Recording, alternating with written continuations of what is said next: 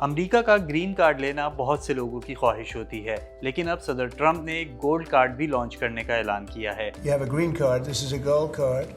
We're going to be putting a price on that card of about $5 million, and that's going to give you green card privileges plus.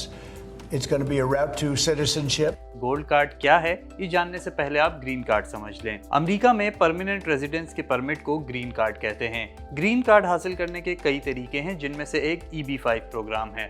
اس کے تحت آپ امریکہ میں investment کر کے green card لے سکتے ہیں، لیکن صدر ٹرمپ اب اس پروگرام کی جگہ گولڈ کارڈ لا رہے ہیں۔ یعنی آپ امریکہ میں $50 لاکھ کی انویسٹمنٹ کریں گے تو آپ کو گولڈ کارڈ ملے گا۔ EB-5 پروگرام میں انویسٹمنٹ کی اماؤنٹ اس سے بہت کم تھی۔ گولڈ کارڈ اس سے بہت مہنگا تو ہوگا، لیکن صدر ٹرمپ کے بقول اس کے فائدے گرین کارڈ سے زیادہ ہوں گے۔ ابھی فی الحال یہ نہیں بتایا گیا کہ کیا اضافی سہولتیں ملیں گی، مگر گولڈ کارڈ سے آپ امریکہ میں مستقل رہائش اختیار کرنے کے ساتھ کاروبار کر سکیں گے، اور ہو سکتا ہے کہ اس کے بعد آپ کو سٹیزن شپ بھی مل جائے۔ صدر ٹرمپ کے مطابق یہ کارڈ آئندہ 2 ہفتوں میں متعارف کرا دیا جائے گا، اور حکومت کو توقع ہے کہ اس سے امریکہ میں ملازمتوں کے مواقع بڑھیں گے اور مالی خسارہ کم ہوگا۔ تو کیا پھر EB-5 پروگرام ختم ہو جائے گا؟ اس بارے میں امریکہ کے وزیر تجارت ہاورڈ لوٹنک کا کہنا ہے کہ ہم اسے ختم کر دیں گے، کیونکہ اس سے گرین کارڈ بہت سستا مل جاتا ہے۔